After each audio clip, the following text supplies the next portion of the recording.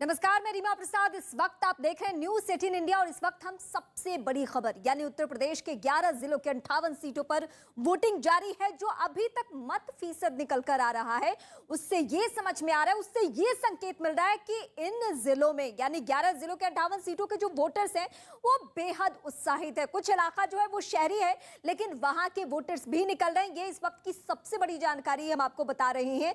403 seat पर voting होने हैं लेकिन फिलहाल आज की जो तारीख में हम बात करें तो 58 सीटों पर वोटिंग हो रही है। और ये 58 सीटें कहां की है ये हम आपको बताते हैं। 11 जिले हैं, पश्चिमी उत्तर प्रदेश है और पश्चिमी उत्तर प्रदेश से थोड़ा जब आगे हम बढ़ेंगे तो व्रज का जो क्षेत्र है वहां भी वोटिंग जारी है। 9 ऐसे उत्तर प्रदेश के सरकार के मंत्री हैं जिनकी किस्मत दांव पे है। आज सब कुछ पब्लिक के हाथों में, जनता के पाले में गेंद है। और इस बीच हम आपको तस्वीरें भी दिखा रहे हैं, अलग अलग एंगल से अलग अलग तस्वीरें, और उसके जरिए आपको पता चल रहा है कि पोलिंग बूथ पे लोग कितने उत्साहित हैं। दोपहर का वक्त हो चुका है, 2:03 हो चुका है लेकिन अभी लोगों का उत्साह कम होने का नाम नहीं। समय सीमा जो है वोटिंग को लेकर वो बढ़ा दी गई है। समय सीमा है शाम 7 बजे तक। तो ये इस वक्त की हम बड़ी जानकारी आपको बता रहे हैं। और ये वोटिंग वाले जगह की अलग अलग पोलिंग बूथों की हम तस्वीरें आपको दिखा रहे हैं। तो यूपी के 11 जिलों के 58 मतदान हुआ है। सुबह से ही मतदान केंद्रों पर लंबी कतारें देखने को मिली। वोटर्स में मतदान को लेकर जोश है। नोएडा में भी वोटर्स की लंबी कतारें देखने को मिल रही है। शुरुआती घंटे में मुजफ्फरनगर, मेरठ और शामली से कुछ जगहों पर ईवीएम खराब होने की खबर थी लेकिन प्रशासन ने उसे ठीक करा दिया है। चुनाव आयोग ने कहा है कि मतदान में देरी की वजह से किसी भी मतदाता को वोट से वंचित नहीं होना पड़ेगा। पीएम मोदी ने लोगों से ज्यादा मतदान करने की अपील की है और आज उनकी मौजूदगी सहारनपुर में रही।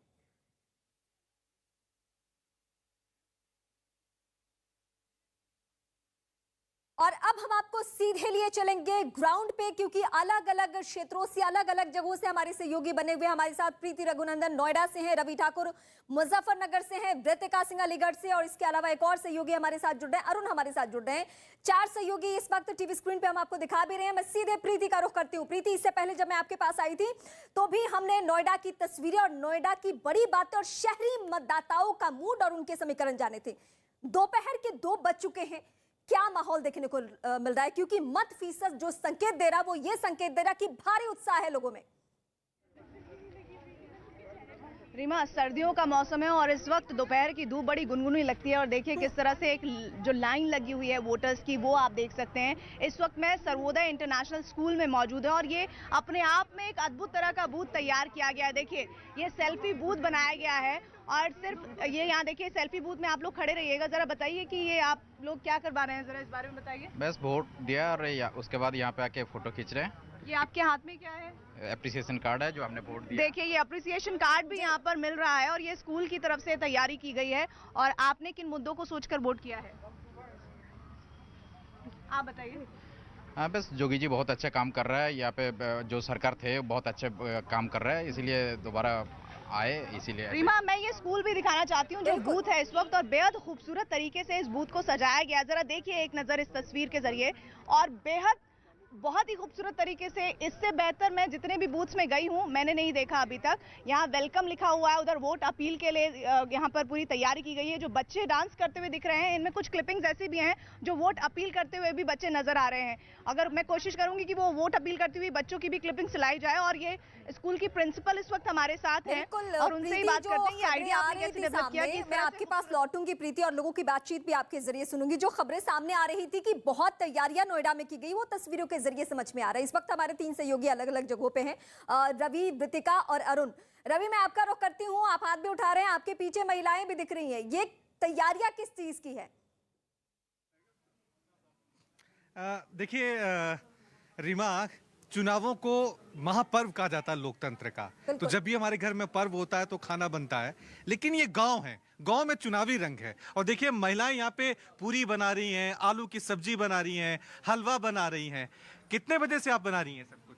6 बजे से। 6 बजे से बना रही हैं। आज चुनाव है, स्पेशल आपने इसके लिए बनाई है। कितने लोगों को खाना खिलाया आपने? 70 का। ये देखिए, ये गांव में आपको ये रंग देखने को मिलेगा, शहरों में ये रंग नहीं देखने को मिलेगा। रामपुर ये गांव है, यहाँ पर ये महिलाएं सुबह से जो दूर दराज लोगों से, अर्धसैनिक बल आए हैं, जो लोग आए उनको पूरी हलवा सब खिलाए जा रहे हैं और लोग यहाँ पर मौजूद हैं। गांव के प्रधान जी हैं, क्या माहौल है गांव में चुनाव गाँव का? में बहुत अच्छा माहौल है चुनाव का जी। किन मुद्दों को लेकर यहाँ गाँव वोटिंग में हो रही मुद्दे है? ये हैं जी, एक तो क्या नाम कानून व्यवस्था है, विकास है, और हमारे यहाँ कहीं हाईवे चल रहे हैं और यहाँ भाईचारा बहुत है। यहाँ से मतलब हमारे गांव में सब शांतिपूर्वक चुनाव हो रहा है। 60% चुनाव हो चुका और हो और ये रहा देखिए 70 साल से ऊपर के बुजुर्ग हैं ये दादाजी, अच्छी बात है। ये भी वोट डाल कर आए। वोट डाल दिया दादाजी? डाल दिया और कर दिया। डाल दिया। हाँ जी। क्या मुद्दे हैं? बस मुद्दा क्या आता है, एक तो इन्होंने पूरी राम राज ला दिया। ऐसा मुख्यमंत्री जी भगवान आगे का तो पता रवि, नहीं, लोगों अब की लोग अपनी तो भावनाएं हैं और उन अच्छा, सारी शायद नहीं भावनाएं आवा। की कद्र है, लेकिन इन सब के बीच जो सबसे बड़ी बात निकलकर सामने आ रही है, लोकतंत्र पर सबको यकीन है। अरुण, आपके पास मैं आ रही हूँ। दोपहर का वक्त है, मत फीसद हम अपने दर्शकों को बता रहे हैं, जो 35% कुछ मत अभी तक हुआ है, उसको देखकर क्या संकेत मिल रहा है अगर मैं 2017 से तुलना करूं तो अभी तक? देखिए, मत प्रतिशत बढ़ेगा, इस तरह का दावा जिला निर्वाचन अधिकारी ने भी किया था और सब लोग ये कह रहे थे मतदाता भारी संख्या में आएंगे। फिलहाल तो मैं आपको एक समस्या की तरफ ध्यान देता हूं। पुलिस के लोग बड़ी मुश्किल में पड़ जा रहे हैं क्योंकि बूथ पर लोग फोन लेके आ रहे हैं। निर्वाचन आयोग के नियम के मुताबिक फोन लेकर आप बूथ के अंदर नहीं जा सकते। फोन ऐसी आवश्यकता सबकी हो गई है कि लोग लेके चले जाए। क्या अनाउंसमेंट कर रहे हैं आप इससे? कि मोबाइल लेके बूथ पे ना आवे, मोबाइल अपने किसी जानने वाले को बाहर ही दे दें, बूथ के अंदर मोबाइल नहीं चलेगा। तो कुछ व्यवस्था यहाँ हुई है मोबाइल जमा करने की? अब व्यवस्था नहीं है, ऐसे ही कही जा रही है। मोबाइल जैसी चीज को हम लेके तो कहीं रख नहीं सकते ना। तो देखिए, प्रशासन ये अरुण, कह रहा है कि देखिए, मोबाइल ये ले बड़ी जाने की अनुमति समस्या नहीं है। है। लेकिन बाहर कोई इस तरह जी। की व्यवस्था निर्वाचन आयोग की तरफ से नहीं हुई। दूसरी तरफ जरा तस्वीरें दिखाऊं आपको। महिला अच्छी खासी संख्या में वोट देने आई है और कहा यह जाता है कि आधी आबादी जिधर रुख कर ले उसकी जीत आसान हो जाती है। तो अब ये बड़ी बात है कि इस बूथ पर अगर आप देखिए तो 70% महिलाएं हैं, 30% पुरुष यहाँ पर वोट देने आए हैं।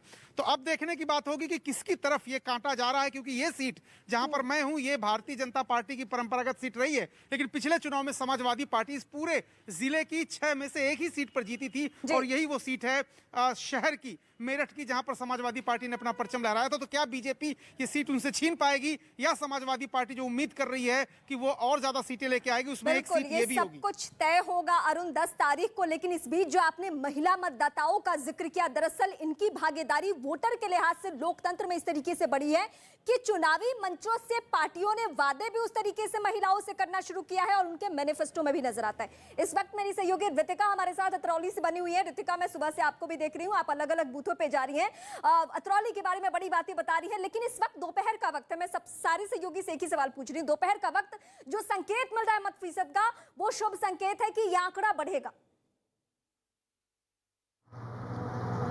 बिल्कुल रीमा, देखिए ग्रामीण क्षेत्र है और ऐसे में सभी लोगों की यही उम्मीद रहती है, कोशिश रहती है कि सुबह सुबह वोट कर लिया जाए। और अभी 5 से 6 पोलिंग बूथ पे हम जा चुके हैं जहां पर ये देखने को मिला है कि जो लंबी लंबी कतारें सुबह देखने को मिली थी, अब वो कतारें नजर नहीं आ रही है, क्योंकि ज्यादातर लोगों ने अपना मतदान दे दिया है, क्योंकि पहले मत दिया फिर जलपान किया। और ऐसे में अलीगढ़ जिला, जो कि पश्चिमी यूपी को फतह करने के लिए अहम और निर्णायक भूमिका निभाता है, जिसके अंतर्गत 7 विधानसभा सीटें आती है, इन सभी सीटों पर बीजेपी ने 2017 के विधानसभा चुनाव में जीत हासिल की। लेकिन अब जो है समीकरण इस लिहाज से भी बदल रहे हैं, क्योंकि किसानों की नाराजगी है, दूसरी तरफ आरएलडी और सपा का गठबंधन है। कुछ लोग मेरे साथ मौजूद है जिन्होंने वोट दे दिया है, इन्हीं से जान लेते हैं क्या कुछ मुद्दे इस बार के रहे हैं, क्या वाकई फिजा बदलने वाली है।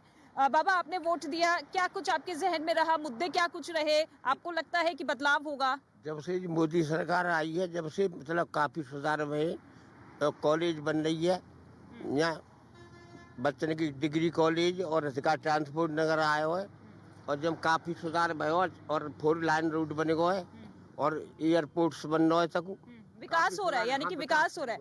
आपके हिसाब से क्या सबसे बड़ी समस्या यहाँ की रही है?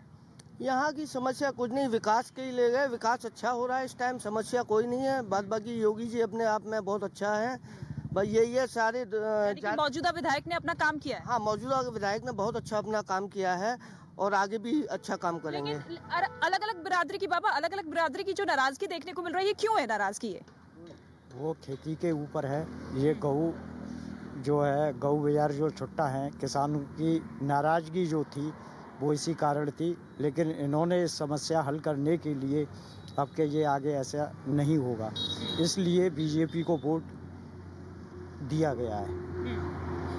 आपकी क्या कुछ परेशानी रही? क्योंकि अक्सर देखा गया है कि अलीगढ़ जिले में या अतरौली सीट की बात कर ली जाए तो बेरोजगारी एक बड़ा मुद्दा रहा है। आपको लगता है कि पलायन हुआ है इसके चलते काफी? सब परेशान है, जनता भी परेशान है, सब इससे कुछ हमें तो लाभ मिल रहा नहीं है।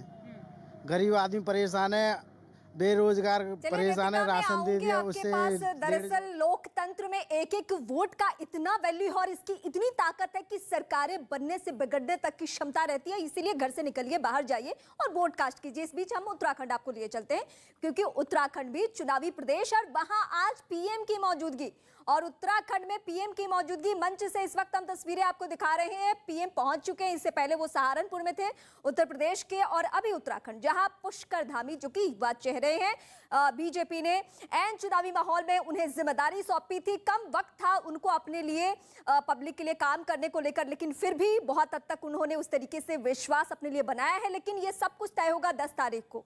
14 को वहां वोटिंग है, 14 फरवरी को, और उसके बाद क्या पुष्कर धामी के चेहरे पे फिर से भरोसा या कुछ नई बातें, ये उत्तराखंड तय करेगा। लेकिन इस बीच मंच से सीधे पीएम की तस्वीरें हम आपको दिखा रहे हैं उत्तराखंड के श्रीनगर से।